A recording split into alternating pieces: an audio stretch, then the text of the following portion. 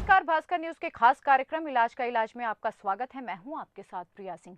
आज अपने कार्यक्रम में हम बात करेंगे अस्थमा की कि क्या होता है अस्थमा, कैसे होता है और क्या कुछ है इसके लक्षण। इन्हीं तमाम विषयों पर बातचीत करने के लिए और आपकी समस्या के समाधान के लिए हमारे साथ स्टूडियो में मौजूद हैं अंतर्राष्ट्रीय अस्थमा विशेषज्ञ डॉक्टर प्रियनाथ अग्रवाल जी। सर, आपका बहुत बहुत स्वागत है हमारे स्टूडियो में। और प्रियनाथ जी, सबसे पहले आपसे ये जानना चाहेंगे कि अस्थमा आखिर होता क्या है। अस्थमा एक आनुवांशिक रोग है। यह लंग्स का रोग होता है, श्वास के सिस्टम का रोग होता है।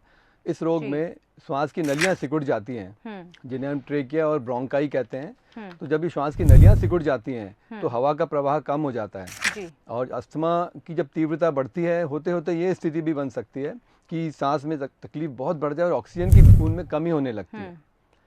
इसलिए अस्थमा रोग अपने आप में एक बड़ा रोग है और हम इसको सदियों से जानते हैं, परंतु इसमें कुछ बातें जरूर होती हैं जो इसको काफ़ी गंभीर बनाती हैं और बच्चों से लेकर बड़ों तक हर उम्र में ये नुकसान पहुंचाता है, अपना असर दिखा सकता है। साथ ही डॉक्टर साहब ये भी जानना चाहेंगे कि अभी जैसे मौसम बदल रहा है, लगातार ठंड बढ़ती जा रही है, तो ठंड के दिनों में खास तौर पर अस्थमा की जो प्रॉब्लम है वो क्यों बढ़ती जाती है। असल में ठंडी हवा और ठंडा वातावरण एक बहुत बड़ा ट्रिगर फैक्टर है। अर्थात इस सिचुएशन में अस्थमा रोग बिगड़ता है, बढ़ जाता है। ठंडक से सांस की नलियां सिकुड़ जाती हैं, खास तौर से छोटे बच्चे और जो सुबह सुबह स्कूल जाते हैं या एल्डरली जो सुबह वॉक पे जाते हैं, महिलाएं, कामकाजी महिलाएं जो घर में सुबह से उठ के किचन में पानी के संपर्क में आती हैं, ठंडी हवा के संपर्क में आती हैं, इन सारी सिचुएशन में ठंडे हवा के एक्सपोजर से बहुत जल्दी अस्थमा में तीव्रता आती है, सीवियरिटी बढ़ती है और हम रोज काफी सारे अटैक्स के पेशेंट देखते हैं। बिल्कुल, जैसे अगर किसी को अस्थमा होता है, पहले बहुत ही कम होता है और उसके बाद हम देखते हैं कि लगातार बढ़ता जाता है, कंट्रोल नहीं होता, तो इसके बढ़ने के क्या कुछ कारण है। जी हाँ, बहुत इंपॉर्टेंट प्रश्न है ये जी। हम इसको अस्थमा कारक या अस्थमा ट्रिगर्स बोलते हैं, या जो आप कारण कह रहे हैं। ये कारण कई तरह के होते हैं। एक तो बहुत बड़ा ग्रुप है इन्फेक्शंस का। जब भी व्यक्ति को अपर रेस्पिरेटरी इन्फेक्शंस होते हैं, गले के, चेस्ट के, उस समय अस्थमा बढ़ जाता है। दूसरा इंपॉर्टेंट कारक है धूल जो पुरानी धूल हो जाती है, जो बड़े ओल्ड डस्ट हो जाती है, उसमें डस्ट माइट्स आ जाते हैं, उसके संपर्क में आने से बहुत तीव्रता बढ़ती है अस्थमा की।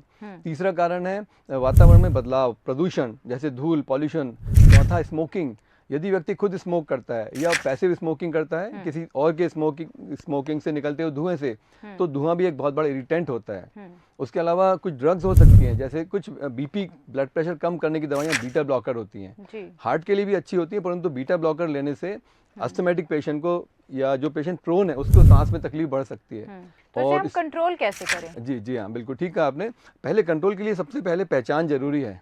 अस्थमा का मुख्य लक्षण खांसी होता है, कई बार खांसी हफ्तों तक चलती है, तो यहाँ खांसी जो लंबी चलती है उसमें अस्थमा एक one of the commonest reasons होता है लंबी खांसी में। इसमें हम कैसे पहचानेंगे कि अस्थमा है, तो जब चेकअप करते हैं तो हम देखते हैं कि उनके लंग्स में कोई फाइंडिंग्स ऐसी मिलती है जिसको हम ब्रोंकाई बोलते हैं।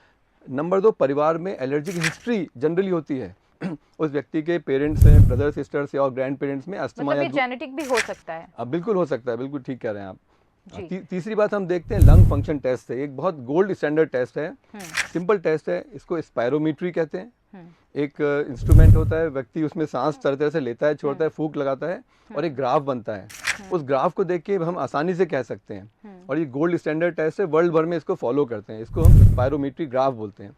यदि उसमें ऑब्स्ट्रक्शन दिखता है और ऑब्स्ट्रक्शन नेबुलाइज करने से या ब्रोंकोडायलेटर दबाने से खुल जाता है, रिलीफ होता है उसमें, तो इट्स अ डायग्नोस्टिक टेस्ट कि भाई ये अस्थमा ही है।